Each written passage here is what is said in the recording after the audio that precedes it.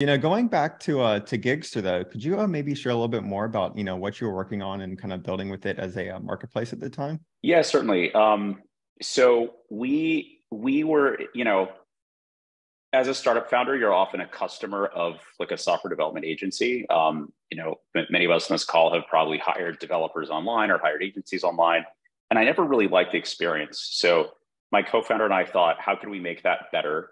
And there's obviously a great product there for SMBs, and competing with like the Upwork or Odesk or Elance of the world at the time.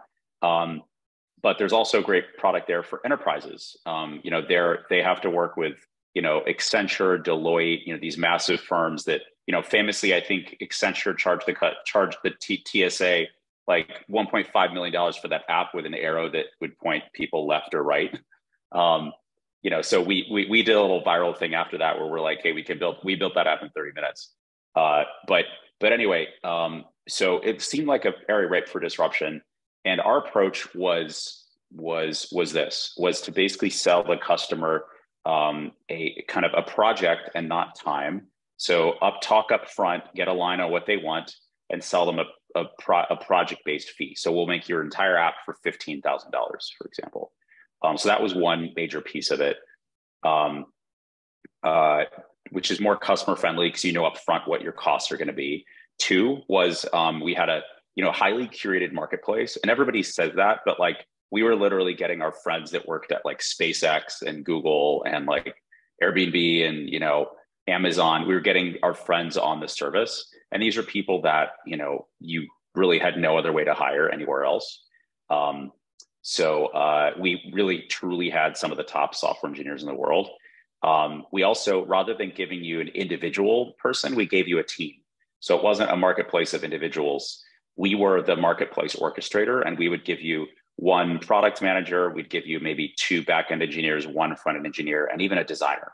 So we gave you all the people you needed to get your complete project done. So kind of, several marketplaces combined into one to deliver that final product. And the last part of it, I would say, is at the time, AI was having a renaissance as this kind of popular buzzword and term, and machine learning was starting to be a thing. And we had played around with a little bit of that.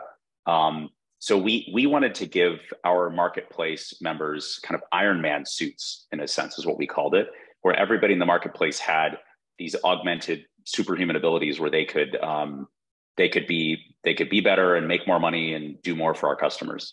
So we really believed in kind of using AI to augment these marketplace actors, which at the time I think was a little bit too early and we didn't fund it enough. But now you're seeing more and more companies like that. So yeah, a couple innovations were tied into it, but we were trying to, at a high level, just build a better software services marketplace. Yeah, that's really interesting, and thanks for sharing more with us. So definitely, I remember seeing the Gigster, the name back in the day.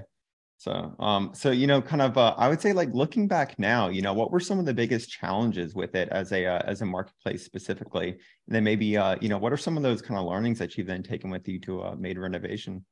Yeah, good question. So I touched on a couple of the things we were doing, and I'll tell you which ones worked and didn't.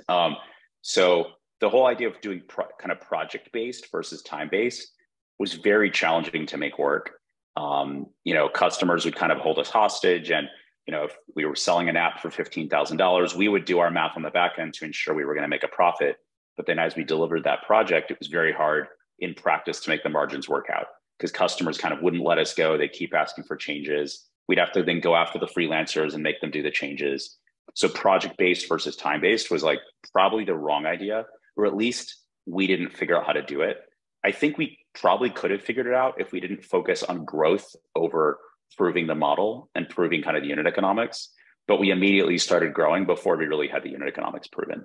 So that was, yet another mistake. The kind of Iron Man suit AI augmentation thing didn't work. Part of it is our scope was too broad. So this is another thing with a marketplace is it's helpful to find a niche, especially if you're trying to build a management layer or any type of augmentation element to it.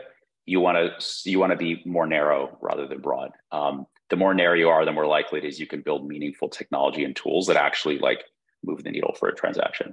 So we didn't manage to build any of the AI that we talked about and told investors we could build.